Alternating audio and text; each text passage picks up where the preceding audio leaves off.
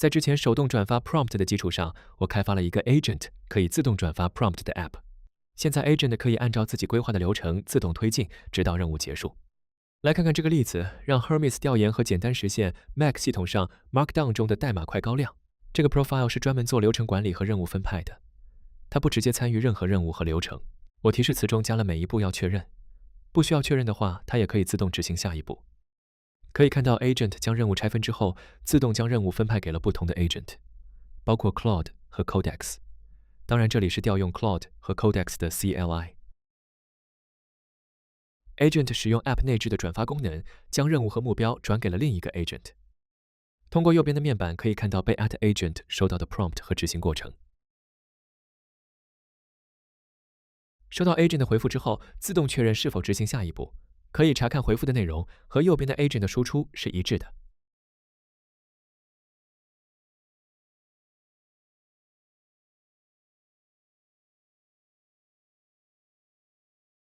为了方便查看 Agent 的输出和转发的内容，我让 Agent 将转发的内容都写入到了文件中。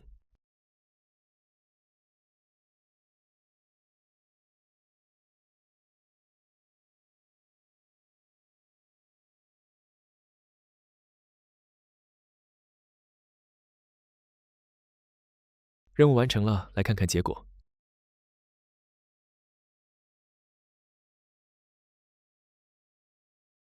当然，也可以同时分派不同的任务给不同的 Agent。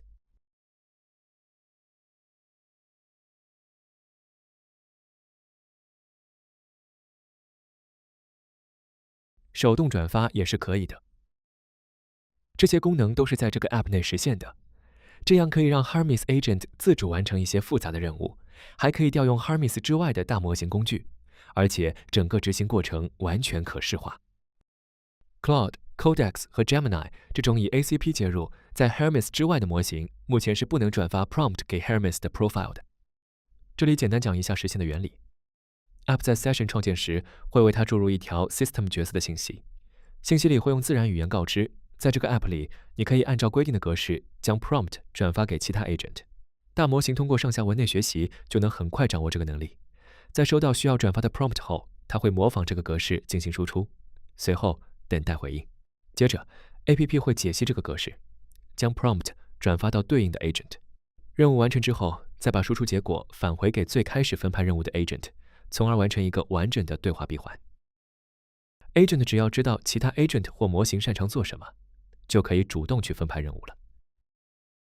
接下来，我先介绍一下这个 App 本身的一些特性。首先，它是纯原生开发，所有的界面、交互以及 Markdown 的渲染都是用 Swift UI 实现的，所以整体的响应速度比较快。其次，它是严格按照 Apple 的应用设计规范来实现的，使用的都是 Mac 原生的 UI 组件，因此它可以完美呈现 Mac 平台特有的显示效果，比如经典的动态毛玻璃效果等。目前，这款 AP 的侧重点主要还是在 Hermes 的核心功能和任务监控上，对 Hermes 进行设置的功能还比较少。左边展示的是所有的 Session 记录、Tools 和技能列表，可以根据需要自由启用或禁用。下方是最近的绘画记录，最下方则是 Profile 的选择列表，可以在这里一键切换已经配置好的 Profile 来进行绘画。从这个弹出列表里，大家可以看到，这个 App 并不是通过 Gateway 来实现绘画的。这意味着即使你不启动 Gateway， 也完全可以和 Agent 进行绘画，因为这个 APP 的绘画功能是基于 TUI Gateway 实现的，也就是专门为 Hermes 内置的 TUI 提供绘画功能的后端。为什么要选择 TUI Gateway 呢？主要是因为它相对于 Gateway 来说更加轻量，启动速度更快，占用的系统资源也更少。而 Hermes 的 Gateway 里面集成了 API 接口、聊天软件的接入功能，以及像 Job 投递等其他功能，所以体量会显得比较重。右边面板从上到下依次是 Agents 面板，在这里可以和主聊天区域之外的 Profile 进行绘画，同时也会显示其他 Agent 转发过来的 Prompt 和执行过程。这里还支持上下分割面板，你可以再开一个聊天窗口，同时显示3个 Profile 的绘画过程。当然，前提是你配置了3个 Profile。Delegate Task 这里用来展示 Agent 在使用 Delegate Task 分派任务时，每一个子任务的执行过程。只有在使用 Delegate Task 功能时，内部才会显示内容。看板用于显示和监控看板中的任务状态，确定任务是已完成还是被阻塞，还在外面加了一个 badge， 方便在不打开面板的情况下也能判断任务是否执行完成。Cron Jobs 这里会显示当前 profile 下已经配置好的 job 及其执行状态，同时也支持常规的 job 操作，比如立即触发、暂停、编辑和删除。接下来的这3个面板分别对应 Claude、Codex、Gemini 3个 CLI， 它们都是通过 ACP 模式接入的。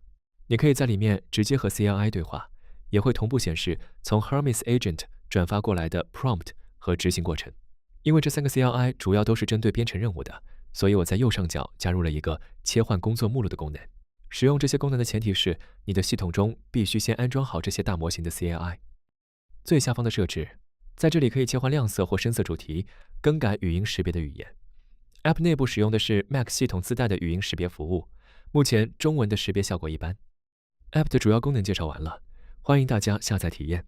由于我个人的精力确实有限，目前这款 App 只提供了 Mac 版本，而且它有很多功能高度依赖本地安装的 Hermes 以及 Python 的工具。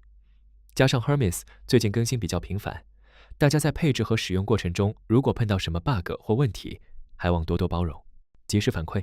以上就是本期视频的全部内容了。如果你觉得这个工具对你有帮助，欢迎点赞、关注、收藏3连支持一下。我们下期视频再见。